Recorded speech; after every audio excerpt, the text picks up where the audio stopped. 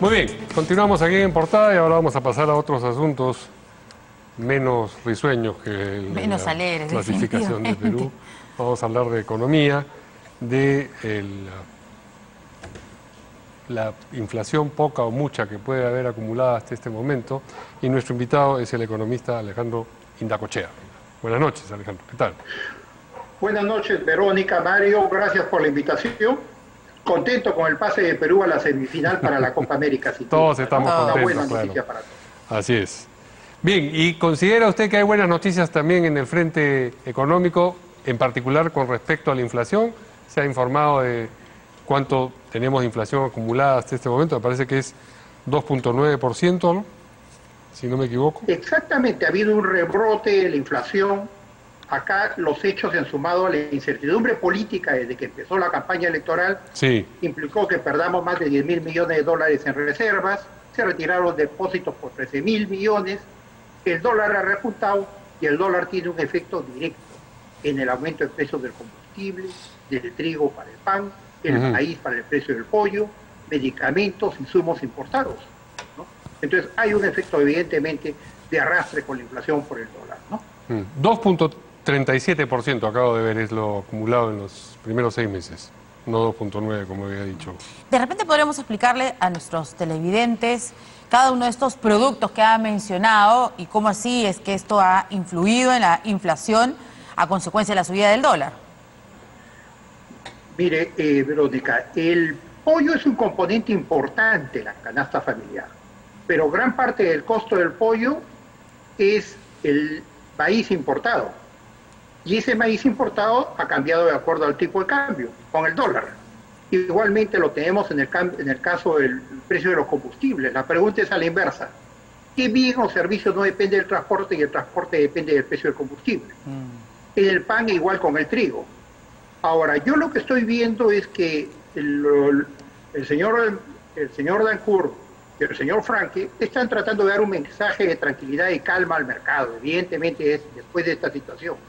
Pero por otro lado veo un mensaje contradictorio, porque el señor Castillo insiste en la Asamblea Constituyente, en un cambio de constitución. Entonces son mensajes no claros, ¿no? Son mensajes duales, ¿no?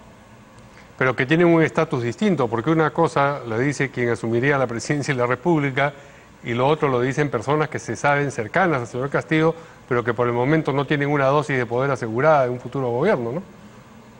Efectivamente, o sea, acá hay varios mensajes. Si bien hay el mensaje del señor Frank y el señor Dancourt de tratar de tranquilizar al mercado, por otro lado, digamos, vemos pues influencia directa del señor Cerrón en los día a día, ¿no? Entonces, no podemos mantener esa dualidad al país. El país necesita un mensaje de estabilidad, un mensaje de tranquilidad para lo que viene. Los tiempos no son fáciles, la situación es verdaderamente grave, Mario. Más de 200.000 muertos, 3 millones de pobres, 2 millones han perdido el trabajo. Es la peor crisis económica, política, sanitaria de nuestra historia. Yo acá haría 2 sugerencias concretas al señor Castillo. La primera, de que se abstenga de dar mensajes contradictorios.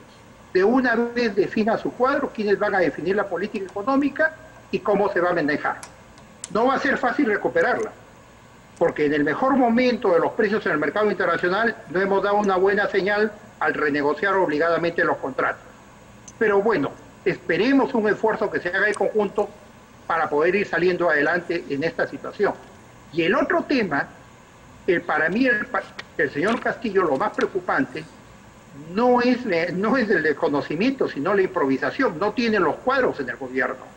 Entonces yo haría una invocación que todos los cuadros actuales del gobierno y viceministros para abajo se mantengan. No podemos explorar en este momento de crisis. Ahora, estábamos hablando de estos mensajes contradictorios, pero no solamente entre, digamos, los mismos integrantes o simpatizantes o alrededor de Pedro Castillo, sino el propio Pedro Castillo, porque ha pedido al señor Velarde del BCR que se quede, que permanezca en el puesto. Que permanezca en el puesto. De hecho, hay una respuesta del señor Velarde, prácticamente ha dicho que sí, que va a hablar con él, ¿no? Al día siguiente, inmediatamente, dice esto de la Constitución, que además ha sido una promesa del señor Pedro Castillo en la primera vuelta y en la segunda vuelta. Yo más bien digo al revés, ¿qué pasaría con todos los que votaron con él pidiendo eso o proponiendo eso si es que no lo hiciera? Pero es que además hay un problema Mira, constitucional, ¿no? Lo hay, claramente. Si no lo Y- hiciera, el problema es que lo tiene, si lo quiere hacer, tiene que hacerlo ¿Cómo lo va a dentro de los hacer? cauces De acuerdo. constitucionales. Más adelante vamos a tener Sí. justo un debate sobre ello. No, excelente Pero el tema que económicamente, ustedes- estas contradicciones. Ya, pero excelente el tema que ustedes están observando. El señor Velarde tiene una trayectoria verdaderamente reconocida a nivel mundial. Él sería una garantía que se quede. Pero ¿por qué dudo que no se quede que se quede el señor Velarde? Por dos motivos. El primero, que el presidente no es un presidente ejecutivo, es simplemente un presidente de directorio. ¿Recuerdan ustedes en la época de Toledo, donde se obligó a renunciar prácticamente al señor Webb? Y estaba el señor Velarde también. Entonces, en la medida que el presidente tenga el apoyo de los directores ejecutivos por el gobierno, va a poder manejar la política. Y el segundo aspecto, al hablar de la nueva constitución y cambiar el régimen económico, no creo que el señor Velarde lo acepte. Si el señor Castillo logra la ratificación del señor Velarde, superando estos dos impases, que le dé el apoyo en el directorio y no va a haber cambio en el régimen económico, sería no una buena, sino una excelente señal para la economía y el país. Pero eso no pareciera que vaya a suceder. Bueno, por lo menos que no es la intención, digo, ¿no? Porque si solamente fuera congresistas electos los que están, digamos, hablando y ya iniciando algún tipo de vía, de camino para una supuesta asamblea constituyente, es el propio Pedro Castillo quien lo ha dicho, como dando la razón y diciendo, por si acaso esto yo no lo voy a cambiar, esto no es negociable. ¿Cómo podría funcionar una nueva constitución con, digamos, la estabilidad económica? ¿Existe eso? ¿Puede ser? Bueno, el objetivo del cambio de la Constitución es principalmente cambiar el régimen económico. Claro. Entonces, acá hay esos mensajes duales. Acá veo yo una escopeta de dos cañones. Y esto no es sostenible. ¿Verdad? Por un lado, dar mensajes de estabilización, reunirse con banqueros, y por otro lado, un mensaje en el cual hay el cambio pues, de la Constitución. Entonces, esto no define nada, no nos ayuda a marchar hacia adelante, ¿no? Si bien hay ajustes, en el sentido que están anunciando una política fiscal expansiva durante el primer año, yo creo que eso es peligroso sin priorizar el gasto, ¿no? Pero bueno, son ajustes que se tenían que dar el camino, pero el tema central es el doble mensaje que se está dando de parte del señor Castillo, ¿no? El problema del doble mensaje, me imagino, es que los agentes económicos durante un momento se mantienen en la incertidumbre, pero luego dicen, bueno, ya dejo de prestar atención a este asunto porque nunca se va a definir. Exactamente, mira, tenemos... Y me fijo en otro país, quiero decir, ¿no? Sí. 54 mil millones de dólares de proyectos de inversión en minería anunciados para los próximos años, que se podrían concretar. Y en el mejor momento, donde debemos atraer los capitales, estamos llevándolos a una renegociación obligada. Por obtener recursos en el corto plazo, estamos hipotecando el futuro. Ahora, lo del gasto público no es sostenible. Hay que explicar a la población que la única forma donde vamos a poder generar empleo, mejorar los ingresos, es con crecimiento de la economía. Y para crecer necesitamos inversión. Y para la inversión necesitamos estabilidad y confianza. El maná llovió el cielo hace 2000 años y muchos dudamos. Muy bien. Bueno, ¿y qué pasa también con lo que estamos viendo en el Congreso de la República? Ese tema de la AFP y claramente una propuesta, ¿no es cierto?, de que va a haber algún tipo de cambio, ¿no?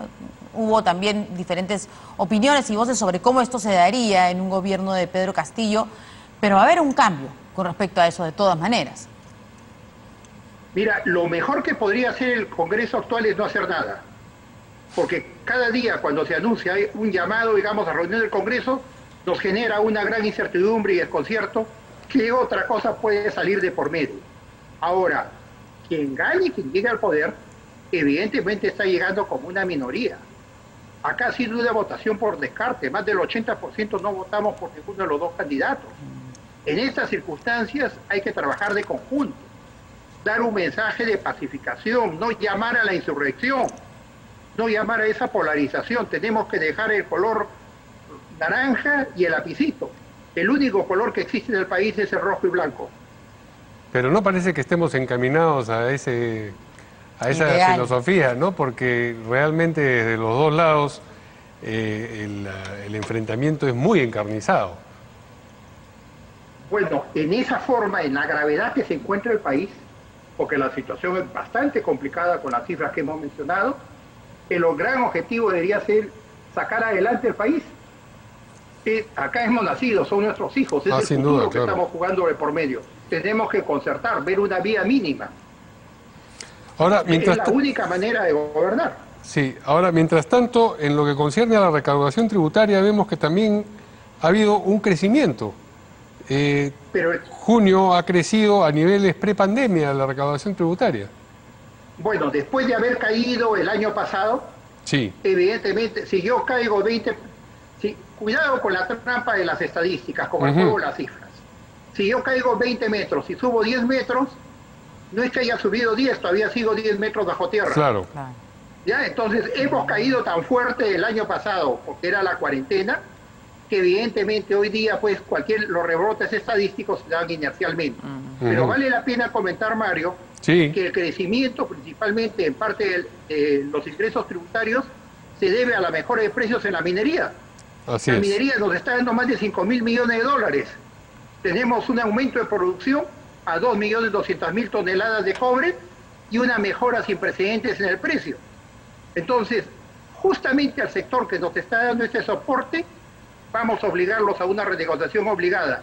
En lugar de atraer inversiones, estamos hipotecando el momento actual para las generaciones del futuro. Cortoplacismo. Ahora, regresando un poco a algunos precios que se han visto incrementados. Hemos hablado del pollo al inicio de la entrevista, pero también tenemos en general, por ejemplo, transporte por el combustible, ya nos dijo, alojamiento, agua, electricidad, gas, y en general todo lo relacionado también con los combustibles. Y esto nos estaba mencionando usted por el tema del dólar. ¿Existe alguna posibilidad que el dólar baje? O sea, ¿qué es lo que tendría que suceder en las próximas semanas para que tengamos el dólar, no creo que a 3.4 nuevamente, ¿no? Pero para ver una baja considerable. Bueno, que se dé ese mensaje de estabilidad. De una vez se definan las cosas y no, digamos, ese mensaje dual o escopeta de dos cañones. Porque a este ritmo ya tenemos más de 10.000 millones de dólares en reservas que se han gastado para mantener el precio del dólar. Y el dólar es un termómetro de la situación económica y de continuar como estamos va a seguir, digamos, con esa tendencia al alza. Sí, del susto, Y ¿no? evidentemente acá ha habido un retiro de capitales, ha habido una fuga de capitales en el país. Pero ¿qué tanto Entonces, podría tenemos que dar bajar? este mensaje de confianza. ¿Qué tanto podría bajar el dólar con este mensaje que usted dice tranquilizador que se espera? Mira, no sería responsable señalar una cifra, pero creo que tenemos que trabajar en esa dirección, ¿no? Dando esa estabilidad que el país necesita cuanto antes, ¿no? Y no una situación dual. Esa situación dual no es sostenible. Hay que darle el mensaje al señor Castillo. El señor Castillo no puede, por un lado, apoyar al señor Franklin Dancourt y, por otro lado, recibir mensajes del señor Cerrón todos los días. Esto tenemos que definirlo por el bien del país. No es sostenible jugar a los dos lados. ¿Se puede hacer un cálculo de cuánto dinero ha salido del país por esta situación? Digamos, en las últimas semanas. Mira, desde que empezó la crisis política a la fecha, ya, si uno revisa la cifra del Banco Central, hemos perdido en reserva más de 10.000 millones. Ha habido retiro de depósitos de 13.000 millones del sistema financiero. Yo converso con bancos, con gente de entidades financieras y me dice, lo único que me piden es cambio de moneda para llevarse el dinero a su casa o remitirlo al exterior. Y ha habido concretamente una fuga de capitales. ¿Por qué? Porque ante este mensaje de lo que implicaba reforma agraria, lo que implicaba la nacionalización, ¿no? Con todo renegociar los TLCs, evidentemente el capital internacional ha sido el primero en retirarse. Y muchos peruanos han optado por tener el dinero bajo el colchón o llevarlo a bancos del exterior, ¿no? Esa es la realidad. Bueno, es algo que está Entonces, desde sucediendo. acá va mi invocación. Y el jurado... No vamos a poder marchar si no se hace una concertación amplia, se da una estabilidad. Los tiempos no son fáciles tenemos grandes problemas que solucionar en el país en la parte social, política, económica, gobernabilidad, replantear la regionalización, y no creo que la opción sea entrar a una política fiscal expansiva de gasto el primer año. Recordemos lo que nos sucedió en el año 85 con el señor García. Entonces haría un llamado a usted también para tener pronto una proclamación, ¿no? Porque en tanto no haya una proclamación, ¿qué haría? O sea, creo que no se vería bien que el señor Castillo comenzara a decir quiénes van a ser sus ministros de Economía, si Julio Velarde acepta o no quedarse finalmente, ¿no? Sí, pero mientras tanto se requiere prudencia, pues. Se requiere prudencia, cautela, no mensajes duales. De acuerdo. Evidentemente, vamos a tener que aceptar los resultados. Ese es el juego democrático, ¿no? Así es. ¿Ya? Muy bien. Tenemos que continuar, digamos, en esa dirección, porque todos tenemos que jugar a ganador. De otra manera vamos a ser un país insostenible por esta partición que existe, ¿no? Muy bien, muchas gracias al analista económico Alejandro Indacochea por esta entrevista. Buenas noches. Muy amable, gracias a ustedes. Vamos a una pausa.